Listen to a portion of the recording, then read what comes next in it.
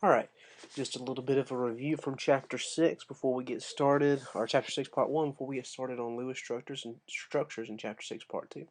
I'm going to break this up into two different sections. The first one will be Intro to Bonding.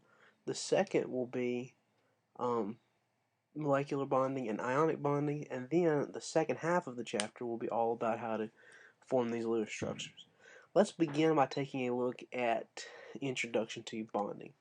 Alright, chemical bond. A chemical bond, you should remember, is an attractive force between atoms or ions that binds them together as one single unit. You've got two different elements coming together as one thing that are bound together. Bonds form for two reasons. In order to decrease the amount of potential energy and to increase stability. We want to have as low of energy and as much stability as we can possibly have in chemical bond formation. Before we get started, let's look at a little bit of vocabulary. We have about 3 words I want to look at closely. Chemical formula. We have two different types of chemical formula. We have ionic chemical formulas and covalent chemical formulas. In ionic chemical formulas, we refer to those as formula units. And you should remember that ionic bonds gain or lose electrons, and they're typically formed between metals and nonmetals. And in covalent compounds, or covalent chemical formulas, we call those molecular formulas. And remember, in covalent compounds, electrons are shared, and it's typically between two nonmetals. A compound. When we're referring to a compound with just two elements, it's referred to as a binary compound. And if it has more than two elements, it is a ternary compound. Ions. If it has one ion, it's referred to as a monatomic ion. If it's two or more atoms, it's a polyatomic ion. You should remember that ions either gain or lose electrons in order to become charged particles. Now, let's talk about 3 different types of bonds, the first of which being an ionic bond. Ionic bonds form when electrons are transferred between metals and nonmetals. Typically, or always, your metal is going to lose an electron and your nonmetal is going to gain an electron. When you lose an electron, you're losing that piece of negative, so the metal will become positive, the nonmetal will become negative. The type of structure that they form will be called the crystal lattice structure. You see that a lot in sodium chloride. As a matter of fact, our example for an ionic bond is a sodium chloride crystal, and that's what you typically see in on the cover of your textbook. The physical state of ionic compounds is mostly solid. They have a somewhat high melting point, and they do dissolve in water. And they do conduct electricity. If you remember, I had a demo to where I put some salt in water and it lit the little light bulb. Covalent compounds. In covalent compounds, electrons are shared between two nonmetals. The type of structure is a molecule. The physical state, typically a liquid or a gas. Think of sugar or carbon dioxide or oxygen that we breathe.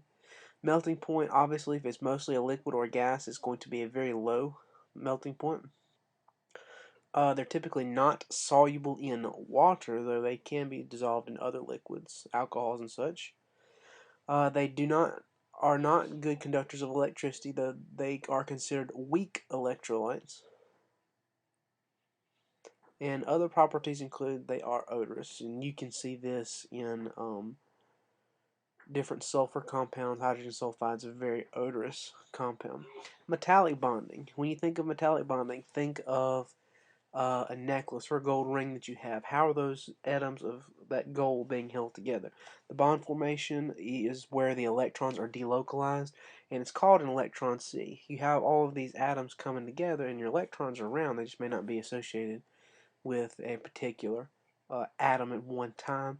Electron sea, as I said, kind of the electrons are floating all throughout your gold ring. Think of your gold ring as far as the physical state. Your gold ring is obviously a solid.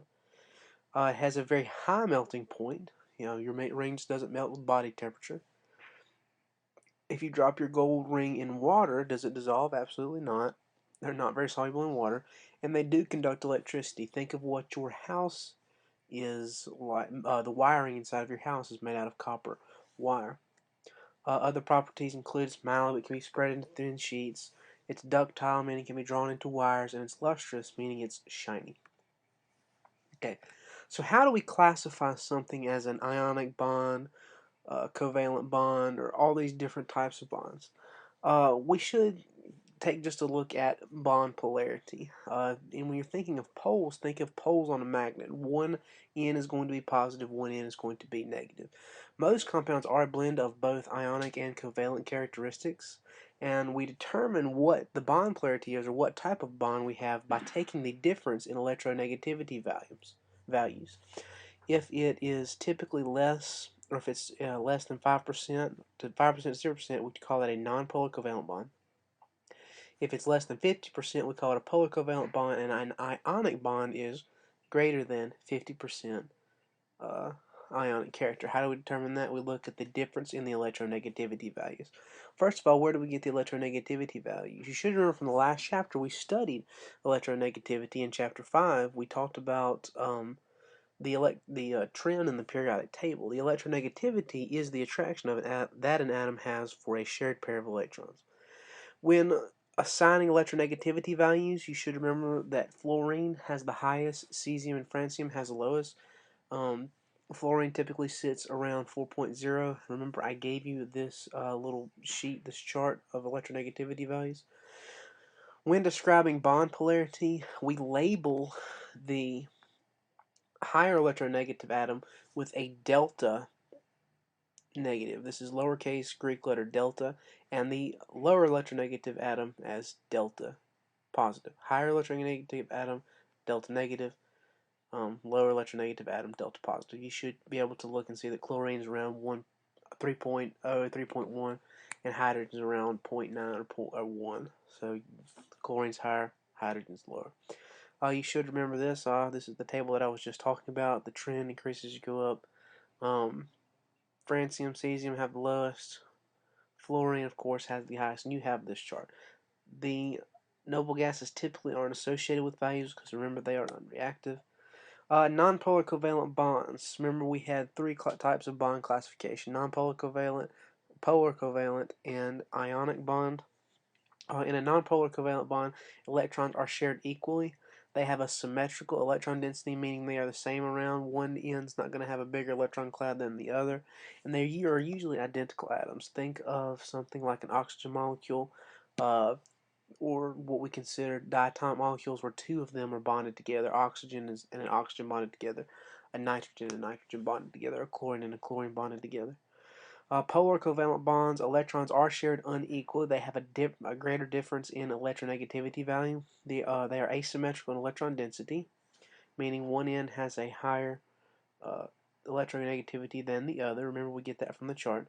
And they result in partial charges, and that's what you're indicating with the delta positive and the delta negative. You're indicating which one's more negative, which one's more positive. All right. How do we classify bond polarity? It is nonpolar if the difference in electronegativity is less than 1. It's polar if the difference is between 1 and 2. And it's ionic if it's greater than 2. So let's practice that just a little bit. If you look at chlorine and you look at the electronegativity values, you're going to get 3 and 3. Alright, well, 3 minus 3, you're taking the difference there, is 0. If it's less than 1, remember we're classifying those as nonpolar. Let's look at hydrochloric acid, or HCl. Hydrogen is 2.1. Chlorine is 3.1. If you subtract those, you get a difference of 1.0. If it's between 1 and 2, remember it is a polar bond. And last but not least, sodium chloride. Sodium has an electronegativity value of 0.9. Chlorine has an electronegativity value of 3 or 3.1. Looks like I have an error on the slide there. If it's greater than 2, remember we're going to classify that as an ionic bond. All right.